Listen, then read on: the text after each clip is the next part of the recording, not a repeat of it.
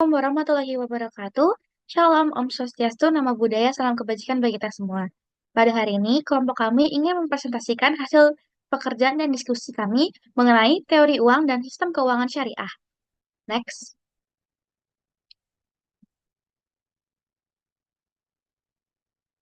Selanjutnya berikut anggota-anggota kelompok. Ada Imam Zarkasi Arifin dengan NPM 21071010300.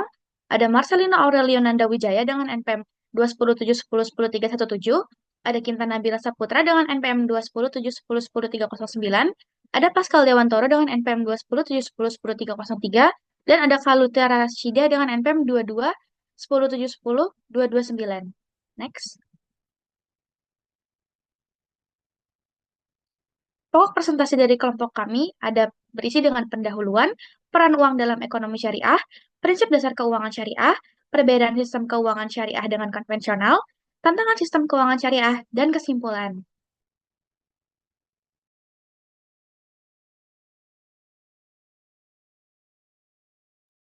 Perkenalkan, nama saya Marcelino Aurelio Nanda Wijaya dengan NPM 21071010317.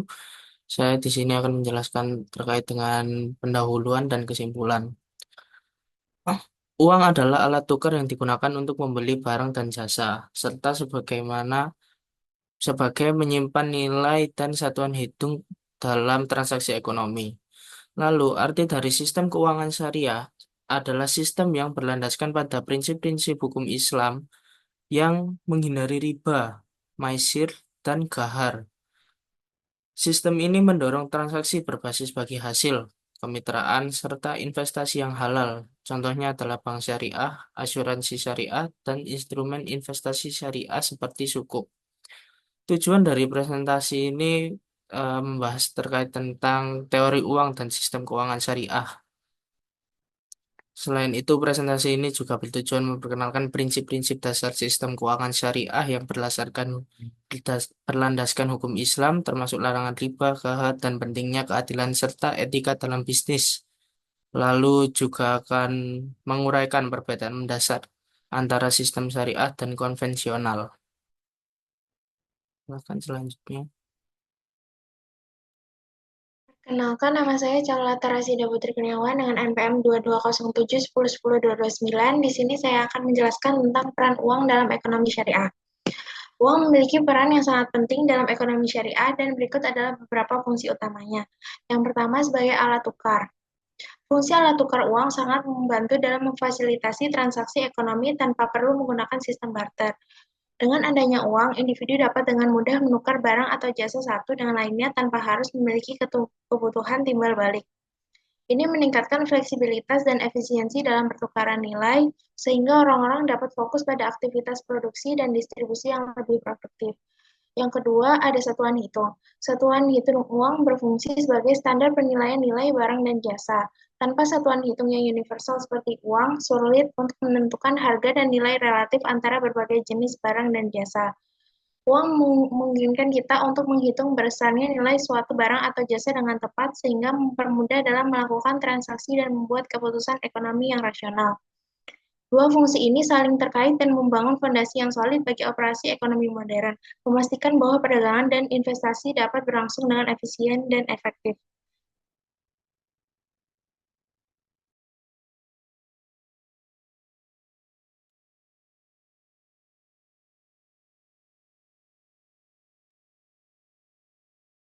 Selanjutnya, perkenalkan, nama saya Imam Zarkasi Arifin dengan NPM 21071010300.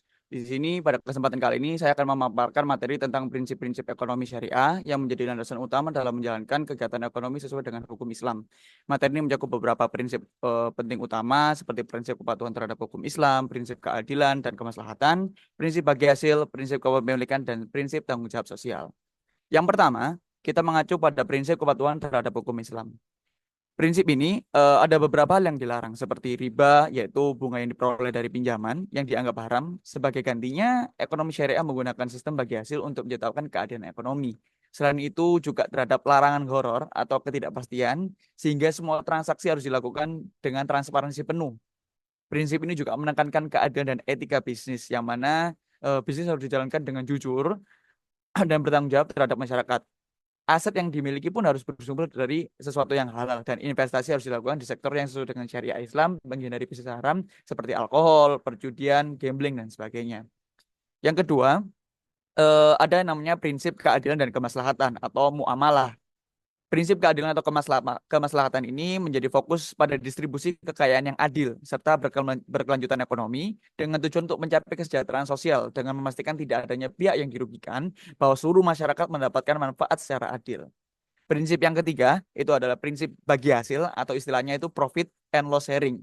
Prinsip ini menjadi elemen yang penting dalam ekonomi syariah. Dalam praktiknya, prinsip ini diterapkan melalui dua cara, yaitu dua konsep utama, yaitu mudorobah dan musyarakah. Dalam mudorobah, pemilik modal itu dan pengelola usaha itu bagi hasil keuntungan sesuai dengan kesepakatan di awal. Sedangkan musyarakah itu semua pihak berkontribusi modal dan berbagi keuntungan serta kerugian. Hal ini mendorong transparansi dan keadilan dalam pembagian, memastikan bahwa semua pihak mendapatkan manfaat yang adil. Prinsip ketiga prinsip keempat adalah prinsip kepemilikan atau milik ya.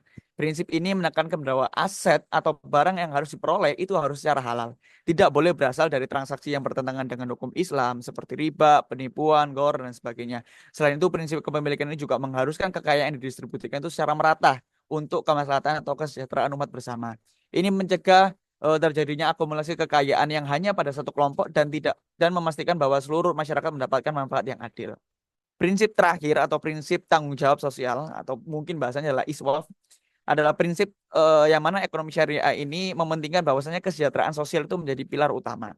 Zakat itu sebagai instrumen kewajiban yang harus dipenuhi oleh individu atau perusahaan yang mampu untuk membantu masyarakat sekitar. Selain itu juga ada sodako sebagai sumbangan sukarela yang bertujuan untuk membantu masyarakat tanpa mengharapkan imbalan. Kedua instrumen ini mencerminkan tanggung jawab sosial yang mana nanti keuangan ini akan membantu pergerakan ekonomi dan pemberdayaan masyarakat dan komunitas. Secara keseluruhan, prinsip-prinsip ekonomi syariah ini bertujuan untuk menciptakan sistem ekonomi yang adil, yang transparan, yang berkelanjutan sesuai dengan prinsip dan nilai-nilai Islam dan Al-Quran. Dengan menerapkan prinsip-prinsip ini, kita berusaha membangun masyarakat yang lebih sejahtera, di mana setiap individu memiliki hak dan kesempatan yang setara dalam menikmati hasil ekonomi. Demikian pemaparan kali ini. Atas perhatiannya terima kasih. Bisa dilanjutkan oleh rekan saya.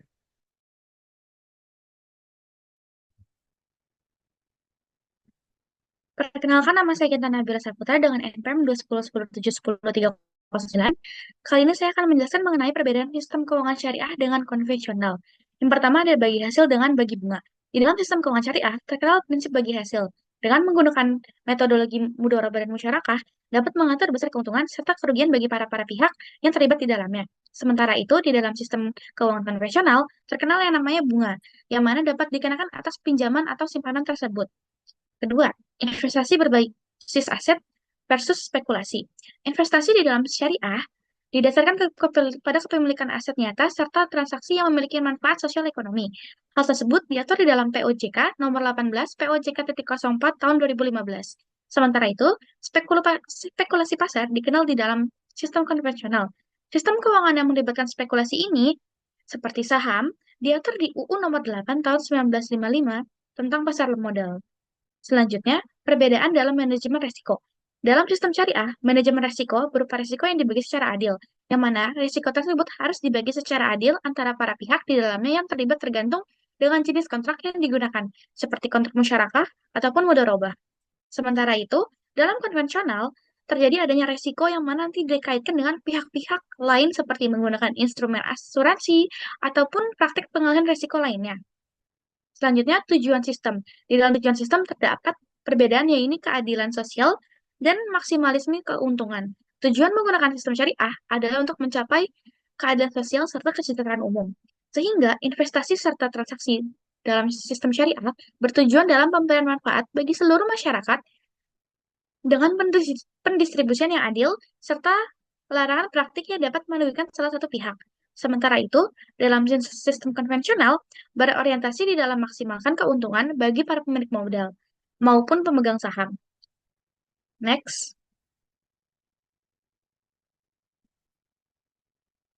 Contoh dari perbedaan sistem keuangan syariah dengan konvensional adalah dapat dikenal dengan deposito. Yang mana jika di bank kita menggunakan deposito syariah, itu menggunakan akad mudharabah di mana bank dan nasabah berbagi keuntungan dari dana yang diinvestasikan. Sementara itu, deposito yang kita ajukan di bank konvensional terdapat bunga yang dikenakan kepada nasabah atas dana yang sudah dilimpahkan ke bank tersebut.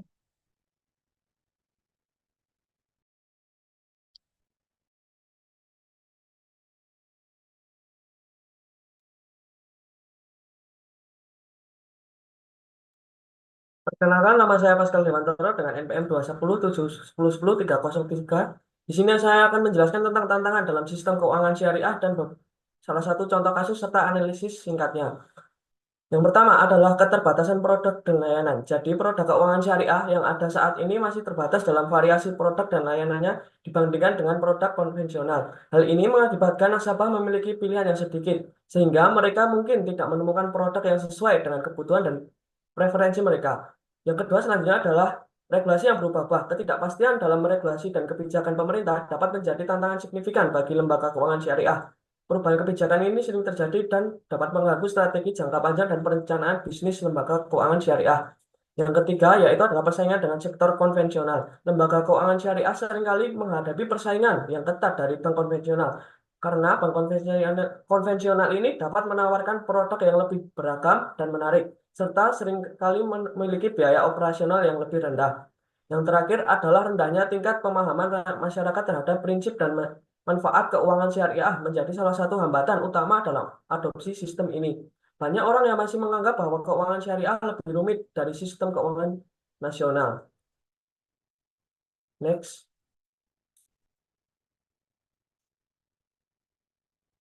Berikutnya adalah contoh kasus di mana sebuah perusahaan asuransi swasta yang merupakan nasabah PT Bank Mega Syariah di daerah Jakarta Selatan dikabarkan kehilangan dana deposito senilai 20 miliar sejak 2015. Deposito ini merupakan dana jaminan wajib yang ditempatkan di BMS pada tahun 2012. Perusahaan asuransi tersebut menyoalkan hilangnya dana karena bank semestinya mencairkan dana hanya ke rekening nasabah yang memiliki wewenang. Nasabah pun harus datang dan tanda tangan secara langsung untuk proses pencairan. Kasus raibnya dana deposito itu telah diperkarakan dan disebabkan karena karyawannya yang saat itu diduga melakukan penggelapan dana nasabah.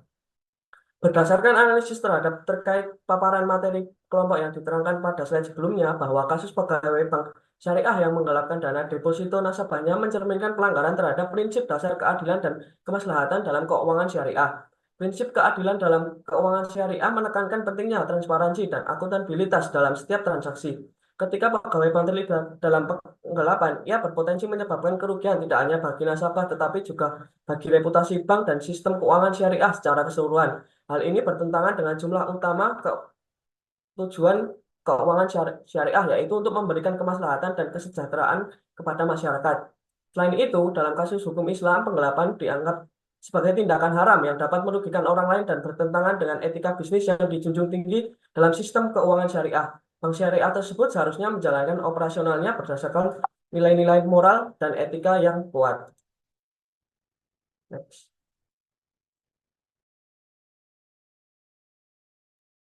Ya, kesimpulan dari pemaparan materi ini adalah dari rangkaian tulisan yang sudah dibahas, dapat kesimpulan bahwa ekonomi syariah dan uang itu berfungsi sebagai alat tukar dan satuan hitung yang mempermudah transaksi ekonomi tanpa perlu barter dan memberikan standar yang jelas dalam penentuan nilai barang dan jasa. Ekonomi syariah dijalankan berdasarkan prinsip-prinsip yang telah disebutkan tadi, yang dimana secara keseluruhan prinsip-prinsip dalam ekonomi syariah itu dirancang untuk membentuk suatu sistem ekonomi yang mengedepankan keadilan, transparansi, dan keberlanjutan selaras dengan kaidah-kaidah hukum Islam. Penerapan prinsip-prinsip tersebut bertujuan menciptakan tatanan masyarakat yang sejahtera, di mana setiap individu memiliki hak dan peluang yang setara untuk memperoleh manfaat ekonomi secara adil. Lalu perbedaan sistem konvensional dan syariah, jika syariah itu menggunakan basis bagi hasil dan investasi berbasis aset nyata, menghindari spekulasi, serta membagi resiko secara adil. Sebaliknya, jika sistem konvensional berbasis bunga, mengizinkan spekulasi dan berfokus pada maksimalisasi keuntungan.